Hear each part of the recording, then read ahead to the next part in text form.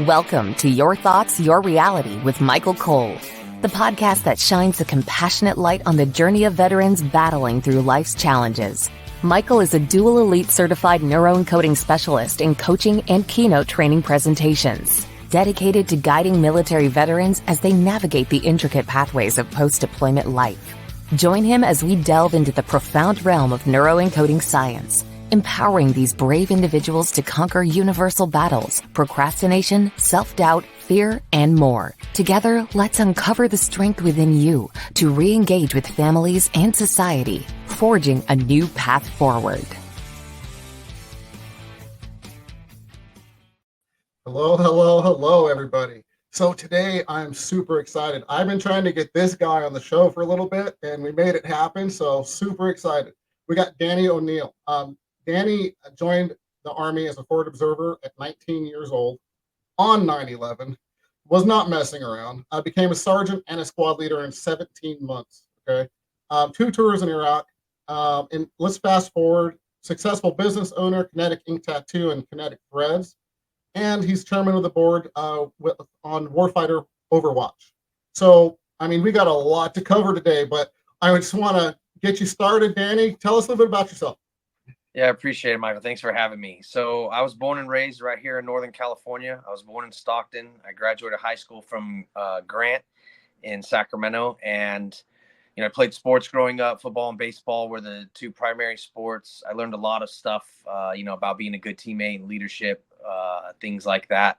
And essentially, I grew up with a dad who was in Vietnam. And I think that sort of at least pushed me towards, a sense of duty. And when 9/11 happened, it felt like a calling. I was young and in shape. I felt like it was my duty to go defend my country.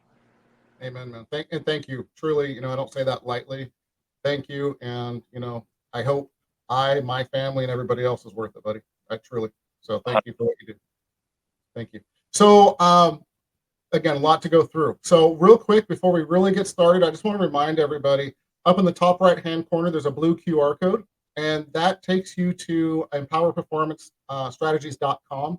And there's all kinds of resources for veterans. There's some ebooks that I've written. There's all kinds of good stuff there. So please check it out. And stay till the end of the show, because Danny's going to give us 3 amazing tips to get veterans and their families further faster. So with that said, if you're good, Danny, let's roll. You good? Let's do it. Awesome. So, Danny, you tell us a little about your journey from joining the Army in 9/11 to becoming the owner of Kinetic Ink Tattoo and Kinetic Threads, for that matter. Well, we definitely don't have enough time for that whole journey, but I will say that there was a lot of trials and tribulations, a lot of pitfalls, things that I didn't think were going to be an issue. If you would have told me I was going to have some mental health problems, I would have laughed in your face. I didn't think that those would be the kind of problems that I would face, and I was wrong. I did a couple trips to Iraq and I lost my friends, right? The decision to join on 9/11 cost me my friends. I wear dog tags with their names every single day of my life. The 9 guys that died on my second trip are with me every day, the moment I get out of bed. I know that I have to honor them. And so the best way I could do that was to live a life worthy of their sacrifice and, make sure that people know freedom isn't free. And I'm lucky to be here. So I try to lead each day with gratitude. And that has kind of led me to really betting on myself, to saying, you can do these things that are hard because you've done hard things before. And I've survived 100% of my bad days. And I expect that to continue. Yeah, that's, I literally got chills when you were telling the story. When you pulled out the dog tags, I remember you showing them to me before when we were talking, and literally got chills, man. That's a fantastic, I don't want to say story, but fantastic reason. Let's go with that, because it's the ultimate, man. So thank you, and thank your friends as well. So, that literally still have chills. Thank you, man. This is a great man right here. I'm just telling everybody right now. Your experience in Iraq, especially during your second tour in Sadr City, is incredibly intense. I know we've talked about it. How did those experiences shape your mission, especially with Warfighter Overwatch? I really want to hear this. So when we deployed on that deployment, we left December. Sorry. Hey, this is live. There's no editing here, everybody. Oh, good. Sorry about that, Danny. Please. No worries. When we deployed that year. It was December of 2005, and we got to our fob. Those of us who came up, a few guys were there a day or two earlier, but we got there essentially Christmas Eve of 2005. And on Christmas morning, the enemy drove a vehicle-borne improvised explosive device, essentially a car bomb. A VBID is what we call it. And they drove it into the front gate and killed two guys who were getting ready to go home. So that was our introduction to the deployment. And the day that we left, we'd lost 7 guys that year. And on the day we were leaving, November 26th, to get ready to go back home, I think it was like 2 days or something, a few days after Thanksgiving, to start our journey back to the States, we had 2 guys get killed. And so instead of their family getting home their hero after a year in hell, they got a knock at the door saying, "I'm sorry for your loss." And every day for them has been Memorial Day. So with that in mind, we lost 9 guys. I've had 15 suicides from that unit since I've returned home, and I was almost one of them. So Warfighter Overwatch really started after essentially one of my buddies. We call him Smitty, Adam Smith. He's from Ohio, and I talked to him one day, and 2 days later he hung himself, and I didn't really know where to put that. Right. So, I trained my guys to go to war and to be successful in austere environments, but I couldn't teach them how to survive post combat, and they didn't teach me how to help them with that. So this was our way of trying to figure it out as we go. But instead of, we could do nothing or we could do something, just like on 9/11. And I decided to be, a man of action. So we put together Warfighter Overwatch, my wife, Fawn, and I, and it has been an absolute pleasure, honor. I mean, obviously it's hard, but it is so fulfilling to help people who are in crisis and feel like there's no hope. I like to think of us as hope dealers. Absolutely. Absolutely. And, with that said, 2 things that I'd like to add is, how much harder would it be if you weren't doing anything, right? So I'm going to put a challenge out here to literally everybody, call a vet, see if they're okay, call their family member, check in, just do something, because it feels good to be there and be of service with somebody else, which is why these brave men and women have done what they've done to protect us in the first place, is to be of service. So I just wanted to put that out there.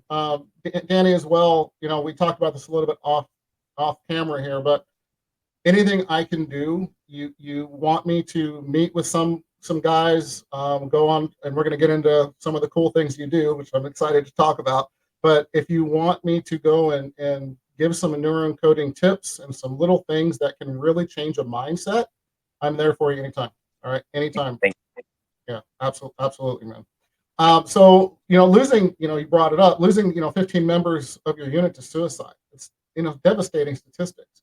And it's not just in your group, right? It's the story, right? That why I'm doing what I'm doing, why you're doing what you're doing. Yep. There needs to be more out there. The VA does what they can do, and we won't get into that, but there's so much there's so much more that I'm seeing coming out, and I'm part of a group that's putting together an event right now as well. And I know you have your gala, and I can't wait to talk about that. But it's just, we need more people out there on the ground doing the work and helping. So how did this affect your approach to mental health and your work with veterans, losing those 15 of your friends, if you will? So I think the biggest impact that it had was I had my own mental health struggles. And so when I faced that reality and addressed my problems, I found strength. When I was terrified that if I asked people for help, that they were going to judge me for what I participated in, that there was going to be the stigma attached to the mental health stuff, that it was a weakness, right? And I participated in that same toxic mentality, and I would have called my guys, bad names and told them things if they wanted to go get help. I wouldn't have been very helpful in the beginning. And I know that that's starting to change, and I want to continue to push it into a much more effective and proactive approach. So specifically, the fact that I had my own issues and suicide attempt, I could relate to other people. It wasn't just me. When I was really honest about the things that we had experienced in war, and then not just myself, but generationally, my dad, when I was a freshman in high school, I walked into my dad getting ready to commit suicide. He's a Vietnam vet, and he did 2 tours in Vietnam. So I feel very lucky that, my dad's still here. And Mhm. I know that even though I don't carry a rifle anymore, I'm not, doing raids and all that stuff, going on patrol, I still can serve my country. I can still help people. And when I faced my own problems, it allowed me to connect to other people and be vulnerable with them. So I could explain to them, like, listen, when I finally asked people for help, I genuinely found people who wanted my quality of life to improve. And when you tell me your issues, I genuinely want your quality of life to improve. I want you, you know, there's a few things that I think we can all take from adversity, and it's at the end of the day, it's what's inside of you is greater than what's in front of you. You can overcome anything that you face, but you don't have to do it alone. Amen. Amen. And it's military is conditioned. Don't ask for help. Figure it out.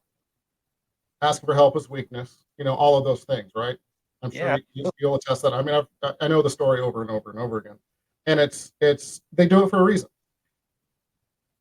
For us, it's our job, I think, really to take it from there. And asking for help is one of the most courageous things you can do, because otherwise, how many other people would do it? It's courageous, but once you do it, the help's there and everything changes. And the story that you're telling yourself changes. And your reality then changes, right?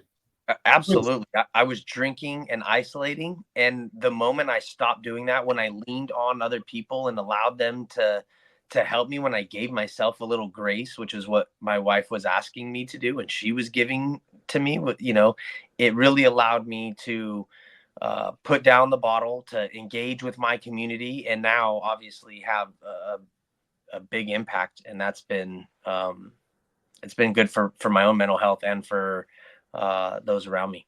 Awesome. Awesome.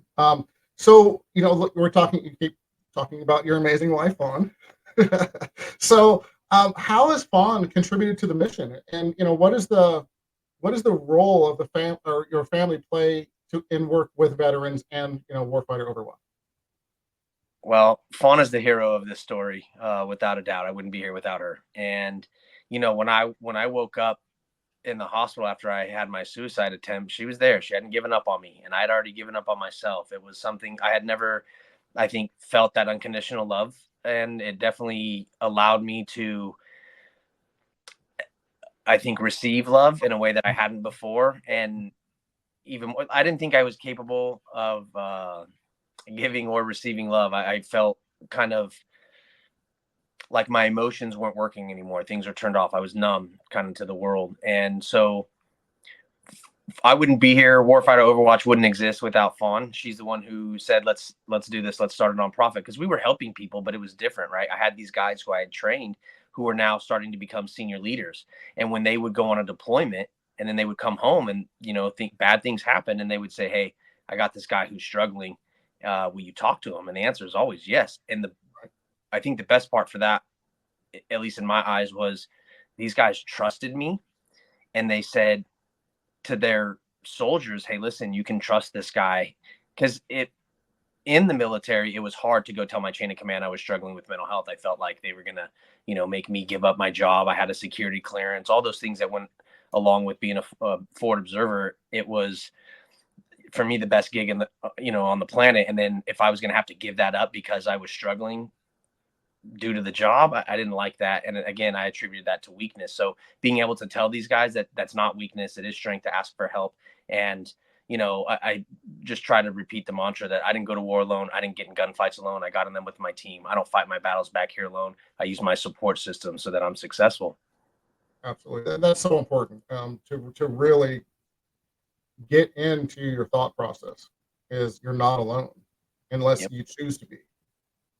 Right. It's a choice. And we're social people, so we need that support system. And that's really the reason that I have successful businesses. And my family's role in all this was supporting me while doing this. And for me as a dad, it's to teach my kids, hey, listen, dad has problems, right? But guess what? Dad has to do something about those problems. I can't just ignore them.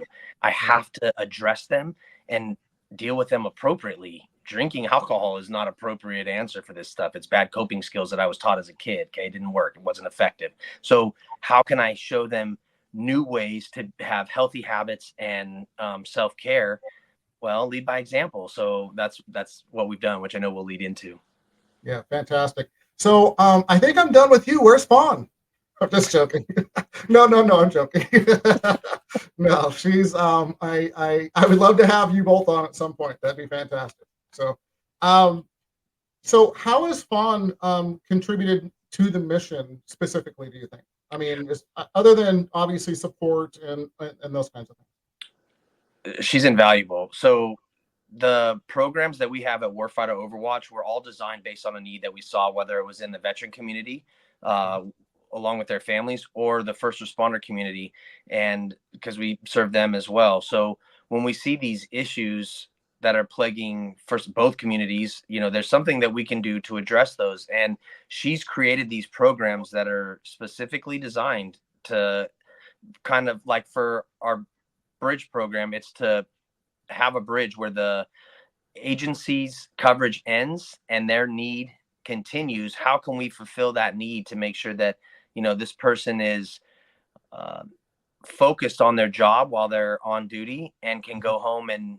focus on their stuff there, versus taking things back and forth from home to work and from work to home, because it can be chaotic trying to worry about one thing while you're doing another. And Fawn has made sure that these programs are designed specifically to address those issues. They're phenomenal, because like some of the things we discovered was that year over year we had what we call dysfunctional, or excuse me, what did she call it? It's essentially disrupted harmony in the home. There were issues during COVID. It started mostly during COVID, and then it continued, right? So there was more irritability at home. There were more things going on, and there was less effective communication, and it led to like fights or things like that, right? So if we could do a couple things: one, help the spouses understand what the service member is going through and what their day looks like, and two, find ways to help them communicate better. And some of that was team building, some of that's educational days, and so we do those type of events as well, and Fawn puts all those on, and they're amazing. Fantastic. And honestly, some of the main things that I deal with the transition is communication, right? You have to have communication both ways, because we both understand kind of what you're going through and have each other's back.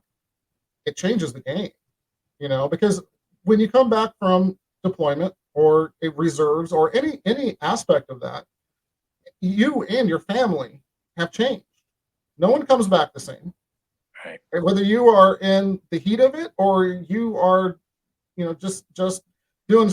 Go ahead, man. You're dying. Go ahead. No. Well, it just reminded me. I remember telling Fawn, like, she was like, "Why? If we have a disagreement, why do you think," especially in the beginning, before I'd had much therapy or worked on, some of my issues, she didn't understand why I was being aggressive or trying to dominate the argument. And I said, listen, I don't fight to compromise. I fight to win. And that like completely shocked her, right? And she says, listen, my intent is not to fight with you. I'm on your team. And I was like, wait, what? No, you weren't on my team a minute ago. I thought we were having a fight. And I was coming at my marriage from the wrong perspective. And I think that really hindered it in the beginning. So the best thing we could do for these relationships, like you said, when we address these communication issues, it can solve so many problems. Because if we have fair fighting, right, and good communication skills, which include most specifically as a husband, listening skills, our quality of life will improve, our relationship will improve, and it won't just improve here at home with my spouse, but with others that I encounter. Absolutely. Once you slow down and realize you're not in that fight, like you said, it changes the game, man. And you were just busting up, and I had to stop. Whatever. I don't even know what I was talking about now, but I knew you had something good. So literally, that communication, that's what I was talking about. The communication. If we can slow down and realize, hey, if we can just talk and come from a different angle, and we'll talk about this on a different show. I got some other people coming on. It changes the game. And I think a lot of times, of course, a man, what do? We want to fix it, right? And they don't want to be fixed. They want to be heard. Yeah, totally. So what we do a lot of times, we come in aggressively when we don't want to deal with something. When we actually if we come in aggressive, it's going to shut it down and we're not going to have to deal with it, right? Which doesn't work, because it comes back 5 times fold later on. And it's deserved. But when you just have that good communication and really being there for each other and slowing the heck down, it changes everything. And I see you attest to that as well. Well, that has allowed us to have 2 businesses that we run together, a nonprofit that we run together, to be able to work together every day. I know that would probably drive some spouses crazy, but to be honest, I feel lucky. I feel very blessed that not only do Fawn and I get along so well, but that we complement each other very well on the business aspect as well, business side. Yeah, and my wife and I do the same thing. 16 years with our construction company, and with the other company that we're Empower Performance, it's the same. So we're blessed to have found the people that are the yin and yang, right? Yeah. So amen. So let's see. Warfighter Overwatch really focuses a lot on mental health, right, and self-care. What specific programs or initiatives have you found to be the most effective supporting veterans and All right, so it's going to be easy. The things that we do for the veterans, we have some fishing. We have several events, but some of them are about hiking, getting the folks outside, outdoors, and reducing cortisol, right? Getting essentially what this does is it reduces our stress and it makes us feel better about ourselves. So and then it allows us to be vulnerable and connect with others. So we do hikes. We have a Valhalla hike. On that one is a specific hike that we do in Yosemite. I haven't released all this stuff yet, but we got some passes to be. Yeah, it's not always in Yosemite. It's usually somewhere out in the Sierra Nevada somewhere, but we're going to be in Yosemite and we're going to do a special hike this year. But I need guys to train for it, right? Because I'm already fat and broken too. I don't need to be carrying both of us off the mountain. So if I could get these folks in shape and capable of making the climb, what we do is we go hike up in the mountains in the most beautiful place on earth, Yosemite National Park, which we're so lucky to have right here. We go camp out and we do this amazing hike, and then and help connect with other people who've been through similar experiences who are like-minded. We also do local meetup hikes that are smaller, not as intense. You don't have to go sleep out in the woods. We do some fly tying events, which are some of my favorites. So we teach guys how to tie flies, and then we take them out fly fishing and take them same deal. It's going to go on a hike and you're going to go, the objective is to catch a fish on a tie that you flied. We have a squad recon. For me, it's our cornerstone program for veterans. We have reunions for people who deployed to Iraq and Afghanistan, Syria, anything during global war and terrorism.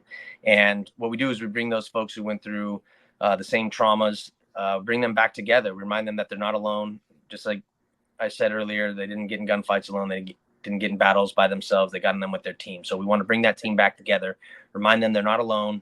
They still have these people who knew them at their worst, at their best, and give them that support system that you kind of feel like you lose when you separate from your unit. Absolutely. And that's one of the main, again, things that with the transition that I really focus on is, find a new tribe, find your tribe, whatever it is, but don't go it alone, man. When people sit in their shit, excuse my language, but I'm going to say it, things go bad, Yep. So that's fantastic. I love what you're doing, man. And I would love to go on the just so you know, Danny's in my neck of the woods. So this is fantastic. So is Eddie Zamora and so on. So it's cool when I get to talk to somebody here, not Chicago or, somewhere else, or in South Korea or something. So I again would love to go play with you guys. I don't want to do 700-mile hike. Keep me local, brother, and we're good to go.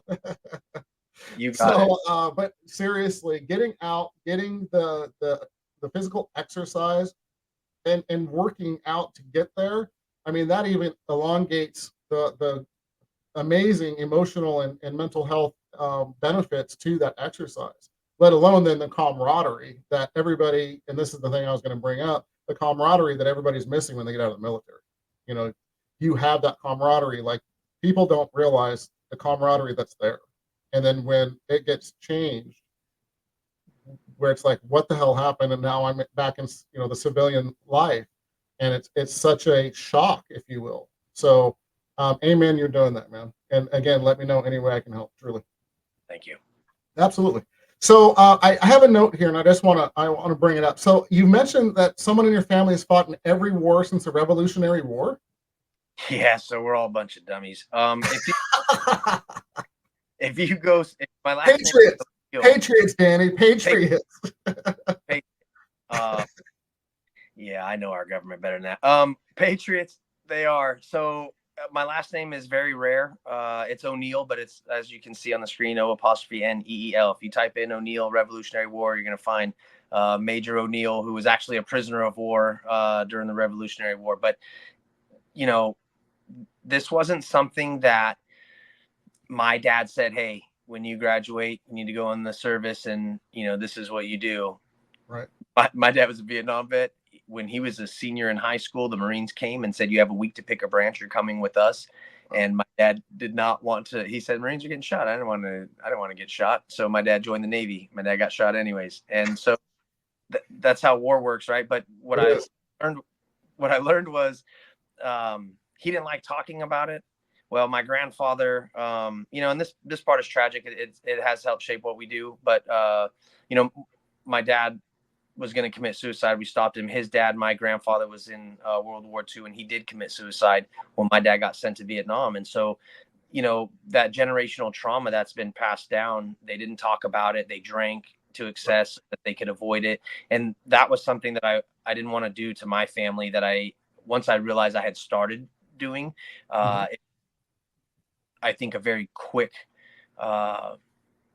turnaround to, I have to stop, behaving like this. And even more importantly, this is how I'm going to help these guys behind me. I'm going to turn around and say, hey, this doesn't fix your problems. This doesn't take away what happened, right? So my very first squad leader in the Army, his name is Jared Monty. Jared got the Medal of Honor. And there's a song called I Drive Your Truck by Lee Brice. And it's about how Jared's Paul dealt with his death. And I've ridden in that truck. He's from Raynham, Massachusetts. I went back there. And what I learned was that, these guys are all drinking, so are their family members. It's hard to deal with that tragic loss, right? And so if I could do something that will help them stop poisoning themselves and start tapping into that warrior spirit, then not only do I need to explain why it's beneficial to them, I need to lead by example and show them. Yeah, absolutely. Great story, man. Thank you. Oh, in fact, great song too, apparently. Yeah. So I'm just hopped up. So man, that's a great story. Thank you for sharing. So I'm done with questions. I'm going. We're going. So with Warfighter Overwatch specifically, how are you? I know you have a big gala once a year. I really want to get people familiar with that, if that's okay. So I know you guys are doing all these amazing things for veterans here locally and so on, but you also have a big gala. So talk about that a little bit, and then how can people help Warfighter Overwatch just reach more veterans and just get more involved with them and their families? All right. So they can get involved by going to warfighteroverwatch.org. They can sign up for the newsletters to find out when events are coming. Follow us on social media, Instagram, Facebook, that sort of thing. And sign up to volunteer. Come meet these people who are local heroes who, their kids go to school with your kids. And we don't really understand everything that they endure, even in a 12-hour shift, right? So I'll give you a quick example, and it's why our gala is, for me, the most special night of the year. So it's always on Patriots weekend, because I signed up for the Army on 9/11. We do it around that weekend.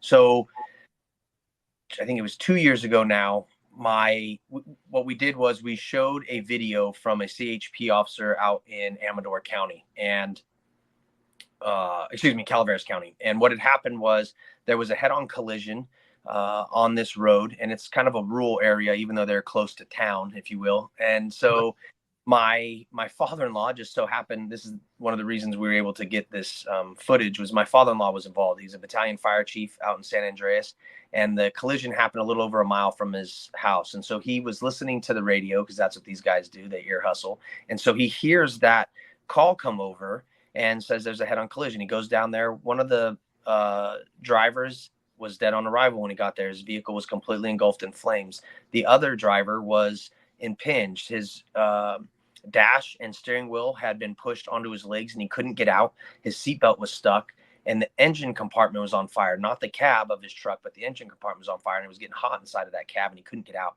So my father-in-law shows up, and then he's trying to get him out. Then a CHP officer shows up. From that moment, we get audio and visual recording.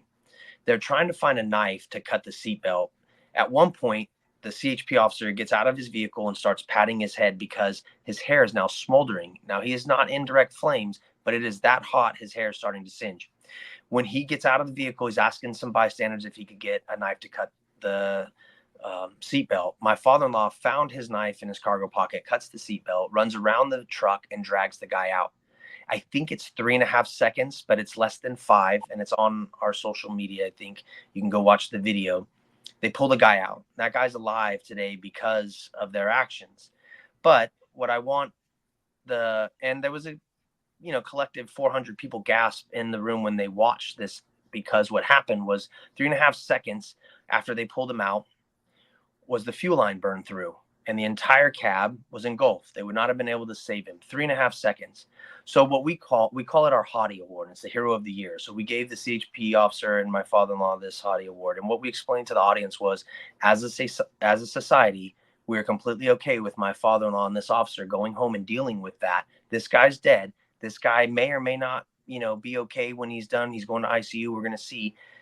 And figure it out. By the way, show back up tomorrow with a clean uniform, a great attitude, and you better bring the best quality of service when you show up to my house, because that's what we expect. But we don't check on him or ask him how he's dealing with that, let alone over a 25, 30-year career.